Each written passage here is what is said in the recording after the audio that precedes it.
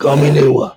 मैं जहाँ छोड़ के गया था विकास की गाड़ी, वहीं पर अटकी हुई है वो। जहां आप छोड़े हुए थे विकास की गाड़ी अभी तक वहीं अटकी हुई है। हमारे नेता ने भरपूर प्रयास किया, 5 लाख लोगों को नौकरी देने का काम किया, 3 लाख प्रक्रियारत थी नौकरियां। इसके बाद क्या हो गया? फिर तो गायब हो गया। वही बात है, वही बात। जो जिस दुष्प्रचार के कारण मुझे हराया गया, हारा मैं नहीं था, हराया गया दुष्प्रचार करके।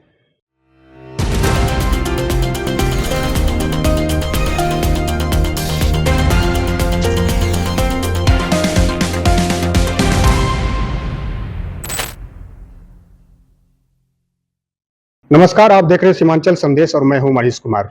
अभी हम मौजूद हैं फारबिसगंज में और हमारे साथ आज बातचीत करने के लिए मौजूद हैं नरपतगंज विधानसभा के पूर्व विधायक अनिल यादव जी। सर, सीमांचल संदेश में आपका बहुत बहुत स्वागत है। आपको भी बहुत बहुत धन्यवाद, और आपके को जो देखते हैं सुनते हैं उसको भी, उन दर्शकों को भी धन्यवाद। सर, इस बार आप लगातार मैदान में बने हुए हैं और लोगों से आप चुनावी जनसंपर्क भी कर रहे हैं। क्या लग रहा है इस बार? तेजस्वी जी को मुख्यमंत्री बनाने के लिए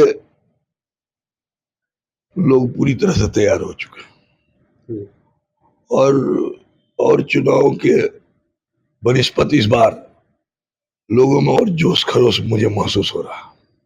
इस बार सर चुनाव लड़ेंगे तो सर पार्टी का 3 एजेंडा क्या है? पार्टी का एजेंडा है, भ्रष्टाचार जो है चल रहा है उसको दूर करेंगे। माई बहन मान योजना है, 2500 रुपया प्रत्येक महिलाओं को देंगे। पेंशन की राशि 1500 रुपया करेंगे, जिसमें कि प्रत्येक वर्ष 200 रुपया की बढ़ोतरी होगी, और 200 यूनिट बिजली फ्री दिया जाएगा प्रत्येक परिवार को। गैस सिलेंडर 500 रुपया किया जाएगा। बेटियों की पढ़ाई फ्री में की जाएगी। नौजवान जो बेरोजगार हैं, फॉर्म भरने की फीस नहीं लगेगी, उनको जाने आने के लिए सरकारी तौर पर इंतजाम किया जाएगा। एवं हमारे नए नेता जो हैं, युवा नेता, उसके नेतृत्व में कल उद्योग धंधों को लाए जाने की संभावना है। वो लाने की भरपूर प्रयास करके उद्योग धंधे लगवाएंगे, जिससे कि यहाँ से पलायन रुक जाए। सर, इस बार आपको क्या लग रहा है कि इस 5 साल में आपके विधानसभा क्षेत्र में ऐसी क्या समस्याएं हैं जो सुलझ नहीं पाई हैं? कोई काम ही नहीं हुआ। मैं जहाँ छोड़ के गया था विकास की गाड़ी, वहीं पर अटकी हुई है वो। जहां आप छोड़े हुए थे विकास की गाड़ी अभी तक वहीं अटकी हुई है। इसके अलावा तो कोई काम नहीं। मैंने सड़कों का निर्माण जाल समझिए बिछवा दिया था। और यहाँ समस्या है, 2 प्रखंड है, दोनों में से किसी में स्नातक स्तर का कोई भी महाविद्यालय नहीं है। एक मॉडल महाविद्यालय खोलने की बात हुई थी पूरे जिला में एक, इसमें भरगामा का एक दरबारी उच्च विद्यालय में 100 एकड़ की जमीन है, 25 एकड़ एक जगह ही है, उसमें चिन्हित किया गया था। कुछ राशि आ भी गई थी उद्घाटन के लिए, उसको प्रधानमंत्री को उद्घाटन करना, शिलान्यास करना था। आज तक वो चिट्ठी है, आज तक उसको ये लोग अमली जामा नहीं पहुंचा पाए। सर, एक बड़ा मुद्दा होता है ये आप कह सकते हैं कि हर एक विधानसभा या पूरे बिहार राज्य के लिए है, युवाओं के लिए रोजगार और पलायन का मुद्दा है। अगर इस बार आपको मौका मिलती है तो युवाओं के रोजगार के लिए आप क्या क्या ठोस कदम उठाएंगे? हमारे नेता ने घोषणा किया था, और 17 महीने में हमारी सरकार जो बनी, 17 महीने हमारी भागीदारी रही जिस सरकार में, हमारे नेता ने भरपूर प्रयास किया, 5 लाख लोगों को नौकरी देने का काम किया, 3 लाख प्रक्रियारत थी नौकरियां। इसके बाद क्या हो गया? फिर तो गायब हो गया। वही बात है, वही बात। तो हमने प्रदर्शित कर दिया है कि हम ऐसा कर पाएंगे। और नीतीश जी तो कह रहे थे कि नौकरी हम दिए हैं। आप लोग मीडिया के लोग हैं ना, तो 20 साल से क्यों नहीं दे रहे थे? बिल्कुल, हमारा एजेंडा था, हमारे एजेंडा को आपने माना, और हम लोगों के कांग्रेस और आरजेडी का जो भी मेंबर मंत्रालय में था, जो भी विभाग था, उसी में नौकरियों की रिक्ति क्यों दी गई और नौकरी क्यों हुआ?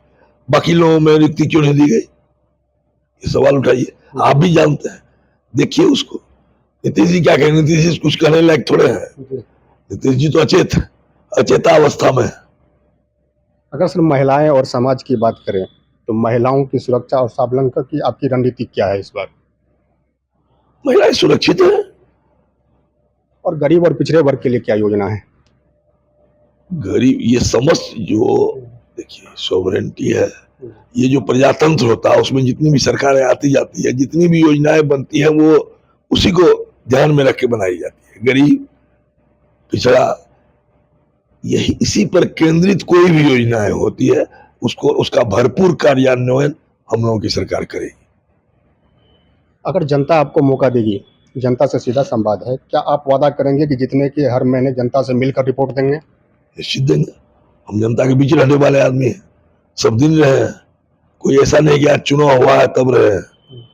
सब दिन हम लोग घूमते भी रहे हैं और मोबाइल से भी लोगों से जुड़े रहते हैं। जिसकी जितनी समस्याएं होती है लोगों की, आम जनों की, हम लोग भरसक प्रयास करते हैं उसको दूर करने। इस बार जो सर आप चुनावी मैदान में अगर आएंगे तो क्या मुद्दा होगा, क्या क्या क्या प्रमुख मुद्दा होगा जिसको आप उठाएंगे और जिसको लेके आप चुनाव लड़ेंगे? मुद्दा तो आपको हमने बता दिया कि हम लोग का ये क्या है, चुनावी मैनिफेस्टो क्या है, और लगातार हम लोग आम जनता के बीच जा रहे हैं।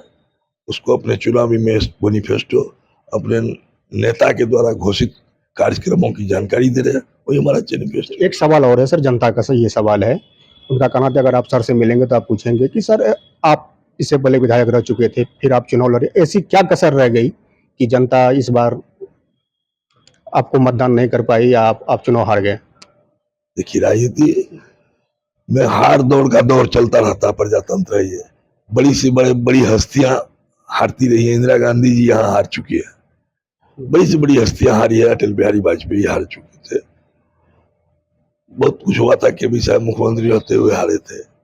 हार जीत लगा रहता है, लेकिन जो जिस दुष्प्रचार के कारण मुझे हराया गया, हारा मैं नहीं था, हराया गया दुष्प्रचार करके। मेरी जो सैंक्शन योजनाएं थी, जिसका हमने शिलान्यास किया था, जो बन रही थी, अंडर कंस्ट्रक्शन थी, झूठे कहा गया जी ये झूठ बोल के किया गया। अच्छा, वो सारी योजनाओं का क्रियान्वयन हो गया और कोई नई योजना इस 5 साल में इसके बाद के लोगों ने नहीं दिया। अब जब चुनाव का समय आया है तो वे लोग नई योजना नहीं बल्कि रिपेयरिंग का शिलान्यास कर रहे हैं। अच्छा, वो रिपेयरिंग का शिलान्यास कर रहे हैं। शिलान्यास का आप जाके पढ़ लीजिए, कोई भी बोर्ड नई योजना नहीं है। अब पहले हमारे बोर्ड को तोड़ के ये लोग बोर्ड लगाया था, और सैंक्शन योजना ये तो ऑन पेपर है, ये कब सैंक्शन हुआ? 20 के बाद इसकी नई सड़कें यदि सैंक्शन हुई होगी दिखला दें हम, तो उसका फायदा हमको मिल रहा है। उस बार जो झूठ बोल के हराया गया, अब की बार लोगों में आक्रोश है, सहानुभूति भी मेरे प्रति। सर आपकी विधानसभा का एक और प्रमुख समस्या है बाढ़ का।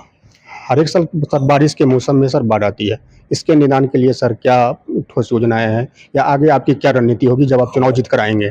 हमारे विधानसभा में उत्तरी बेल्ट, उत्तरी भाग के 8-10 पंचायत और 2-3 और मध्य में होगा, मतलब कुल मिला के 12, 13, 14 पंचायत जो है वो बाढ़ से प्रभावित होती है। और उसका प्रमुख कारण नेपाल से आ रही नदियां हैं। एक बार बहुत पूर्व, जब मैं 2005 में एक बार चुना गया था फरवरी महीने में, उस समय में यूपीए की सरकार थी। हमारे लालू जी उस समय में रेल मंत्री थे और जयप्रकाश नारायण जी जल संसाधन मंत्री थे केंद्र में। और भुटाह बांध टूटा था, लोगों को याद होगा। भुटाह बांध के चलते लोग बहुत त्रस्त थे, वहां किसान, यहाँ के उत्तरी बेल्ट के किसान, बतनाहा बीरपुर रोड से उत्तर जो है। और मैंने केंद्र सरकार से मिलकर और केंद्र सरकार की पहल पर नेपाल सरकार से मिलकर उस बांध को बनवाया होगा। आज भी लोगों को याद है, इस बात बनवाया था मैंने। लेकिन अब है मुकम्मल, उसकी कुछ ड्रेनेज की व्यवस्था करनी होगी। हम लोगों ने पहल किया था, हम अपने कार्यकाल में मैंने पहल करने की कोशिश की थी, लेकिन वो जमीन सरकारी नहीं है, वो जमीन किसानों की है।